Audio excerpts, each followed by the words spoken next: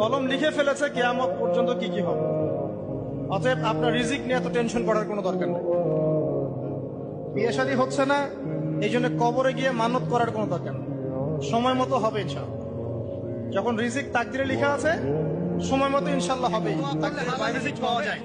আমার সাথে পড়েন, আল্লাহুম্মা ইকফিনি বিহালালিকা আন হারামিকা ওয়া আগনিনি বিফাদলিকা আম্মান সিওয়াকা।